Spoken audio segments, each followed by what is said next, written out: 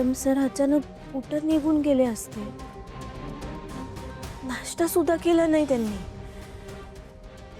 बरं, मी त्यांचा पाठलाग केला तर माझ्या डोळ्यात देखत गायब झाले ते.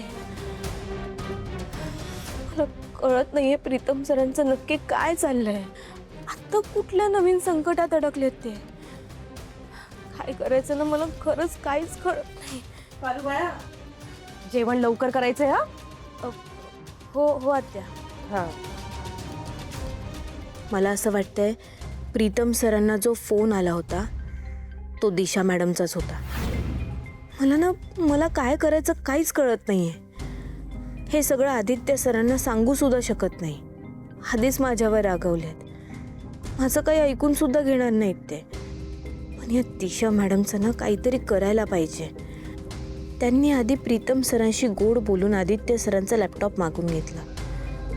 नंतर श्रीकांत सरांची चित्र जाळण्याचा प्रयत्न केला आणि प्रिया मॅडमवर दगड सुद्धा त्यांनीच मारायला लावला. आता अजून काय काय करून घेणार आहेत प्रीतम सरांकडनं काहीच कळत नाहीये.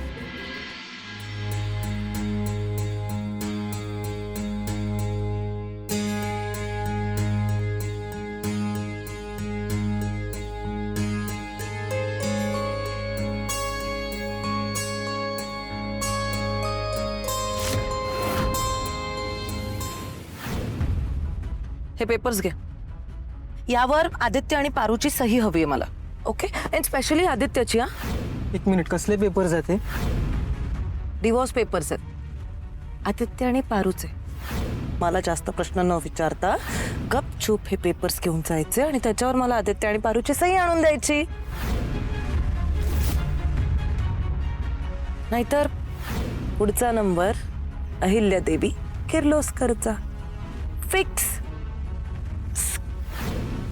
बोलला होतास ना, ज्या मुलीसोबत मी लग्न करायला सांगेन त्या मुलीसोबत तू लग्न करशील.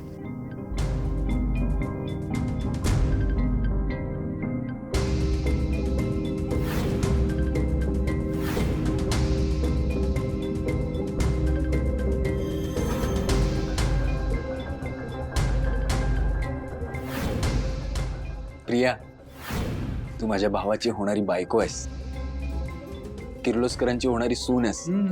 तुला नेण्यासाठी आम्ही कुठेही येऊ शकतो आणि काही करू शकतो.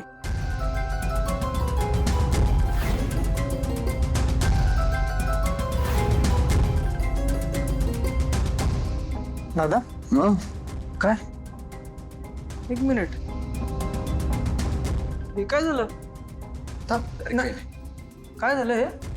अरे ते तुमच्या भावानं आज शेतात एका खऱ्या शेतकऱ्यांसारखी मेहनत केली.